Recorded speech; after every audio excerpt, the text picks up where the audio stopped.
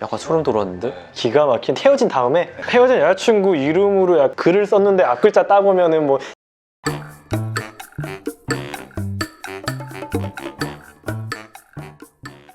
안녕하세요. 닥터 프렌즈입니다. 구독과 좋아요, 댓글과 알림 설정 부탁드립니다. 의학과 예술 이 콜라보로 시리즈 준비하고 있는데 그래도 많은 분들이 좋아해 주시고 댓글에 새로운 예술가에 대한 요청도 많아서 응원 댓글도 굉장히 많고 저희도 준비하면서 재밌고 맞아요. 사실 저희가 예술에는 전문가가 아니지만 그림과 음악을 좋아하는 사람으로서 한번 열심히 준비를 하고 있으니 한번 조언이나 충고 많이 주시면 좋을 것 같아요. 오늘도 댓글에 요청이 와서 오늘은 슈만, 로베르토 슈만이라는 음악가에 대해서 이제 준비를 해봤습니다. 슈만이라는 작곡가 두 분 다 아시죠? 네, 특히 이제 피아노 곡들이 유명하잖아요. 예, 그리고 그 안에 클라라와의 그 러브 스토리 이런 게 좀 알려져 있고, 하지만 되게 젊은 나이에 좀 비극적으로 정신병원에서 좀 그렇게 전문가십니다. 거의 뭐 예. 따로 공부하셨나 봐요. 그러니까 예. 이낙준 선생님도 혹시 뭐 슈만은 낭만파 작곡가로서 자신의 주관적인 감정과 뭐 개인적인 경험을 중요시하고 이제 약간 그런 느낌의 곡들을 많이 하신 분이죠. 본인의 어떤 사랑, 인생을 곡에 담았다고 해서 한번 그 인생 그리고 사랑을 알면 좀 더 재밌게 우리가 그의 곡을 좀 이해할 수 있을 것 같아서 준비를 해봤습니다. 이 슈만이 돌아가신 지 오래됐지만 조증 사파와 우울증 사파를 반복적으로 나타나는 그건 조울증이신 양극성 정동 장애를 앓았다고 생각이 들어요. 저희 헬프님들은 많이 보셨겠지만 조울증 영상이 있었잖아요. 조증일 때는 환자분들이 에너지가 넘치고 막 잠을 자지 않아도 하나도 안 졸리고 생각이 빨라지고 막 자신감이 넘친다고 하시고, 우울사판 때는 많이들 아시겠지만 뭐 우울하고 무기력하고 만사가 다 귀찮고 재미도 없고 자살 생각 드는 게 이제 우울사파인데, 이 조증사파, 우울사파가 나타나는 게 조울증이라고 보시면 되고요. 슈만이 이제 그런 병을 앓았다. 그쵸. 이렇게 생각이 들어요. 예. 왜 그러냐면 이제 슈만의 인생을 좀 우리가 보면 법대에 진학을 했는데, 법대 진학했다가 법률가로서 안정적인 삶을 버리고 뒤늦은 나이에 피아니스트가 되겠다고 그런 삶을 걷기로 했어요. 피아니스트로서 자기를 혹사하는 느낌인 거죠. 연습을 너무 호되게 하고, 이게 이제 나이가 들면서 치면은 강제로 이거를 단련하는 훈련을 해야 되는데 추를 달고 이렇게 훈련을 했다고 해요. 그러다가 이제 관절이 망가진 거죠. 본인이 뭐 이렇게 천장에다 이렇게 하셔서 추랑 돌멩이를 달고 연주를 하다가 결국은 뭐 오른쪽 손가락이 마비가 돼서 피아니스트의 삶을 포기하게 됐다. 음악가의 열정이라고 볼 수도 있지만 어떻게 보면 조증사파 환자분들이 밤새 공부를 하거나 투자 계획을 세우거나 그러면서 되게 자신한테 위해를 끼칠 정도의 그럴 정도로 연습을 할 수 있다는 거는 그런 부분에 있어서 저는 좀 의심이 된다라는 생각이 들고요. 클라라 슈만과의 아름다운 러브 스토리로 알려져 있지만 그 전에 슈만이 약혼을 했었어요. 예. 남작의 딸 에르네스틴의 폼 프리켄이란 분과 약혼했다가 결혼이 어긋났어요. 이름이 되게 이쁜데. 그렇죠. 근데 헤어지고 나서 24살 때 사육제라는 곡을 작곡했거든요. 독일식 4개 조합을 사용해서 라, 미 플랫, 도, 시, 독일어로는 ASCH 음형을 이용해서 약혼녀의 고향이 아슈거든요. 그래서 ASCH 그거를 곡 전반에 넣어놔요. 약간 소름 돋았는데? 기가 막힌 헤어진 다음에 헤어진 여자친구 이름으로 글을 썼는데 앞글자 따보면은 뭐 진실아 사랑해 약간 이런 느낌이. 진실이랑 헤어졌나요? 아니 뭐 제가 다른 분 이름을 말할 수는 없으니까. ASCH 이거를 또 조합하면 SCH 슈만, SCHUMAN. 진짜 천재네요. 이렇게 읽으면 진실아 사랑해, 이렇게 또 읽으면 난 낙준. 뭐 이런. 나는 이낙준. 대각선은. 진짜 천재네요, 이거는. 헤어진 후에 이제 작곡했고, 이 곡 작곡하고 또 러브스토리 주인공인 클라라 슈만을 또 바로 만나게 됩니다. 이 사육제란 곡을 한번 시작을 들어보시면 딴딴딴딴딴 이렇게 너무 익숙한 그쵸. 서곡이죠. 예. 어떤 느낌이에요, 약간? 굉장히 좀 경쾌하고 뭔가 이렇게 달리는 것도 애들 달리는 것처럼 이렇게 뛰는 그런 느낌이잖아요, 지금. 그러니까 뭔가 되게 신나고 경쾌한 느낌이에요. 이렇게 시작을 하다가 저도 쭉 들어보면 중간중간 곡들이 또 굉장히 슬프고 불안하고 이래요. 특히 이게 이제 사육제라는 곡이 21곡의 곡으로 이루어져 있는데 자기가 다 곡마다 제목을 붙여주셨어요, 슈만이. 근데 5번째 곡은 오이제비우스, 그리고 6번째 곡은 플로레스틴이라는 곡인데, 이 사람들은 이름인데 본인이 만든 가상의 인물이에요. 가상의 인물인데 이 사람들의 이름으로 슈만이 이들의 필명으로 평론도 하고 잡지에 기고도 하고 그랬어요. 필명 같은 거. 한산이가 제가 쓰는 한산이가 같은 거네요. 이 오이제비우스라는 곡을 한번 들어보시겠어요?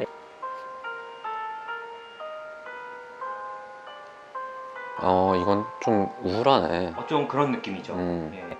그리고 이제 6번째 곡 플로레스탄을 들어보면 되게 다르네요. 예, 어떤 느낌이죠? 훨씬 열정적이고 약간 좀 활발한 느낌. 에너지가 돋네요. 그래서 약간 오이제비우스는 본인이 지적이고 내성적이고 우울한 몽상가로 본인이 이렇게 만들어놨고, 이런 플로레스탄은 활발하고 열정적인 그런 두 개의 상반되는 사실은 자아를 둘 다 난데. 난데. 자기 안에 있는 그런 어떤 다른 자아들을 그렇죠. 그리고 5곡과 6곡이 그대로 이어지는데 우울하고 내성적인 이런 곡이다가 갑자기 또 활발해지고 좀 이런 느낌? 다수기 게임. 예. 슈만은 본인이 자기 자신에 대해서 알았던 것 같아요. 이런 두 가지 상반된 모습이 있었다. 자기의 기분이 좋을 때 조증 사파일 때가 있고, 좀 한없이 우울해지는 우울증 사파가 있고, 그거를 이렇게 곡으로서 좀 본인이 자기 자신을 표현한 게 아닌가. 저는 그렇게 좀 생각을 되게 해봤습니다. 천재적이네요. 천재네요, 천재. 자기의 그 오이제비우스적인 모습과 플로레스트 같은 모습을 표현하고 각자의 모습으로 평론도 하고. 그렇죠. 대단한 거죠. 근데 결국 이제 많이 아시는 클라라랑 사랑에 빠지는 데서 또 스승의 딸이었어요. 그래서 어린 시절부터 보았던 이제 스승의 딸을 좋아하면서 결혼을 한다니까 이 클라라의 아버지 슈만의 스승 엄청 반대를 한 거예요. 자기 눈에도 너도 아프지 않은 딸이었고 엄청 또 장래가 유망되는 피아니스트였거든요. 그래서 아버님이 그 장인어른 반대하면서 하는 말이, 그는 환상적인 기분에 의해서 좌우가 되는. 스승님은 알고 있었네요, 어느 정도. 물론 마음에 안 드니까 무슨 말 했을 수도 있어요. 그렇지만 그래도 그런 근거가 환상적인 기분이라는 게 어떻게 보면 굉장히 감정 기복이나 이런 부분이 심한 걸 스승도 알지 않았을까. 되게 업돼 있을 때랑 다운돼 있을 때가 너무 다르니까. 그렇죠. 결국은 결혼을 반대해서 장인이랑 법정 다툼을 했어요. 결국은 이겼어요. 이겼는데 결혼하는 해에 이 슈만이 133곡을 작곡해요. 그 한 해 동안. 3일에 한 곡씩. 1840년. 그러니까 아무리 천재 작곡가라도 1년에 133곡을 작곡할 수 있어요. 뭐 이낙준 선생님이 글 쓰듯이 하는 거 아니에요 지금? 동시에 두 가지 작품을 쓰는. 네. 이낙준 선생님 지금 한 50권 썼나요 지금? 50권 썼죠, 지금까지.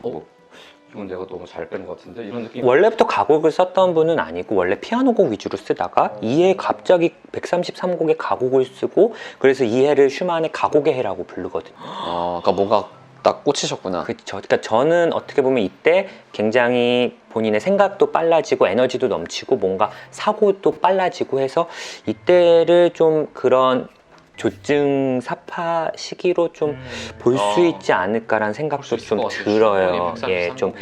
또 슈만이 그 이후에도 뭔가 꾸준히 작품 활동을 하시기보단 집중적으로 작곡하는 시기가 있어요. 그리고 한동안 또 안 하고 가곡을 확 작곡했다가 그 다음에 교향곡을 확 작곡했다가 그 다음에 실내악을 확 작곡해서 가곡의 해, 교향곡의 해, 실내악의 해 이렇게를 구분이 될 정도로. 재능은 기본적으로 있는데 그 에너지가 그렇죠. 그 무드에 따라서 그럴 수도 있을 것 같아요. 우울하시면 또 아무것도 못하고 좀 무기력해지고 못하시게 되니까.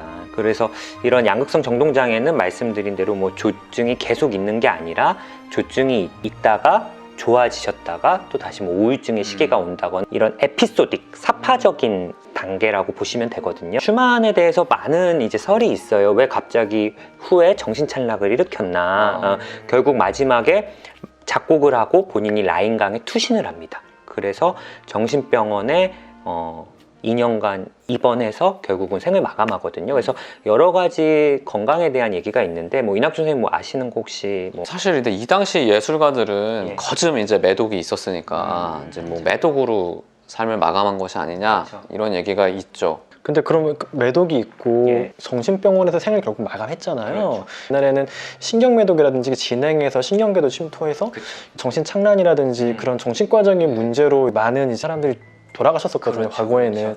그런 거랑 혹시 관련이 좀 없나요? 제가 혹시 저도 사실 가능성은 있다고 봐요. 워낙 네. 젊은 나이에 자유로운 연애를 즐겼다고 하니까 매독이 수십 년간의 이제 장복기를 거쳐서 신경매독의 증상을 일으킬 수 있으니까 그런 정신착란 증세 그럴 수 있지만 저는 조금 다르게 생각하는 게 이제 물론 반복매독이 시기에는 전염성이 떨어진다 하더라도 아내 클라라는 77세까지 장수하셨다는 그럼 금술이 거. 상당히 좋았을 텐데. 좋았죠. 그리고 자녀도 8명. 근데 한 명은 자살을 했고요. 특별히 그 7명이 뭐런 선천 매독 증세 이런 게 없고 오히려 이런 슈만의 환상적인 기분이라고 장인이 얘기했었고 그건 20대잖아요. 예, 그러니까 이미 저는 20대 때, 이 젊었을 때부터 좀 그런 기분 변동이나 이런 부분은 좀 있었다고 생각이 들고 슈만의 누나도 자살로 사망했고 슈만의 차남도 자살로 사망을 했어요. 그러니까 오히려 이런 정신과적인 가족력이 가족력이. 저는 좀 이런 부분을 오히려 뒷받침할 수 있지 않나. 물론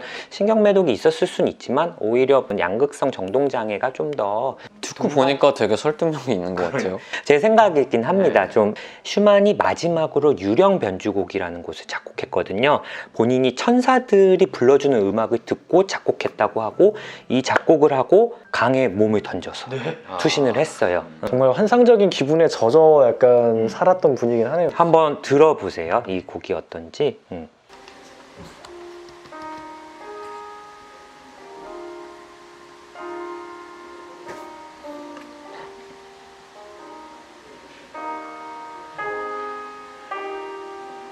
어떠신 것 같아요? 약간 되게 일단 그 이야기를 들어서 그런지 모르겠지만 예. 되게 공허하고 조금 단조롭기도 하면서 그냥 무심하게 치는 듯한 예. 그런 저는 좀 좋은 느낌이 드는데 예. 얼음 알갱이들이 이렇게 얼어가지고 이렇게 좀 조용한 네, 느낌. 조용하고 예. 얼음 알갱이 있으면 뭐 이렇게 역시- 각자 반짝반짝거리는 그런 역시 느낌.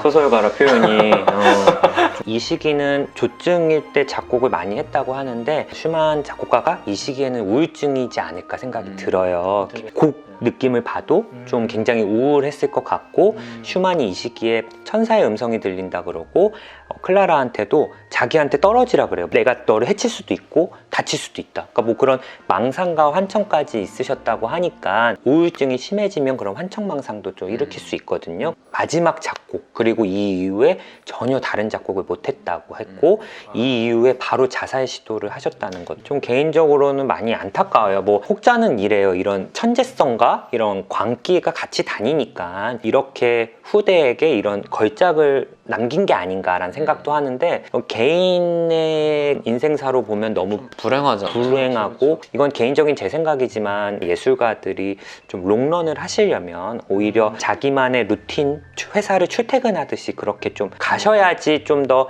본인도 행복하고 오랫동안 작품 생활을 하실 수 있지 않을까란 생각이 좀 들어요. 뭐 고통받는 만큼 걸작이 나온다? 뭐 저는 예술가는 아니지만 설사 그렇다 하더라도 그 사람을 사랑하는 주변 사람들을 생각해서라도 굳이 억지로 그런 고통을 만들거나 그걸 그리고 방치할 이유가 없죠. 없죠. 그래서 치료를 꼭 받으셨으면 좋겠어요. 이런 슈만도 혹시나 현대에 태어났으면 치료를 받고 한 70세, 80세, 90세까지 계속 작품할 더 좋은 작품들 나올 수 있는 거죠. 그렇게 해서 저는 좀 그런 생각을 하고 있고 제가 슈만 곡 중에 이제 트로이메라이라는 곡을 참 좋아해요. 그 독일어로는 몽상이란 꿈이라는 이 곡은 너무 편안하고 아름다워요. 클라라랑 사랑에 빠졌던 어린 시절을 이렇게 생각하면서 작곡을 한 곡이라고 해요. 근데 제 생각이지만 이런 다양한 감정 기복 정신질환으로 인해서 굴곡이 많고 스스로 힘든 생활을 살았지만 스스로는 이 트로이메라의 곡처럼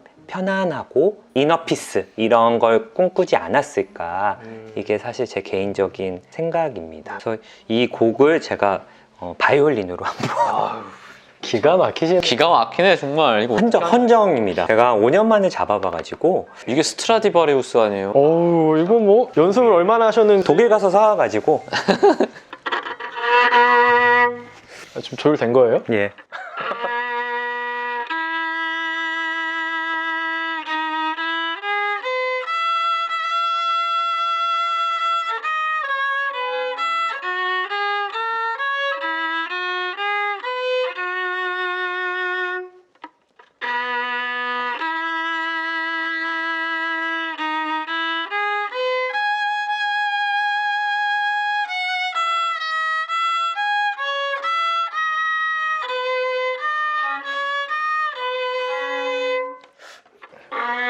확실히 좀 변조곡인가 봐요.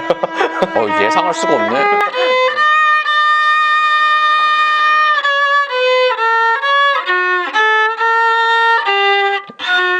예, 죄송하네요. 확실히 예측할 수가 없는 예측할 수가 없는 슈만의 매력이 잘 이게 보여요. 앉아서 하니까 평온했던 기분과 약간의 조증가구리 한 곡을 쓰면서 이게 제목이 악몽이었나요? 제가 연습해서 네. 저희 더빙해 드릴게요. 더빙. BGM으로 한번 깔아주세요. 더빙, 제가 더빙 연습을 좀 더 더빙. 해서 하겠습니다. 어쨌든 저희가 좀 잘 모르지만 네. 그래도 열심히 또 준비를 해봤고 본인이 궁금한 예술가 있으시면 댓글로 남겨주시면 저희가 또 최대한 열심히 준비해 보겠습니다. 감사합니다. 영상을 잠깐만 왜 이렇게 안 되지? 아직도 어색한 닥터 프렌즈입니다. 구독 영상은 여기서 봐주시고요. 또 재밌는 관련 동영상들 위쪽에 있으니까 또 한번 봐주시면 좋겠습니다. 버튼 아닌가 여기 있는데 예, 구독 버튼 영상 아니에요? 예, 그리고 영상 해주시고요. 저희 구독을 하면 건강해집니다. 그러니까 여러분들도 닥터 하시고 계속 봤으면 좋겠어요. 예, 안녕.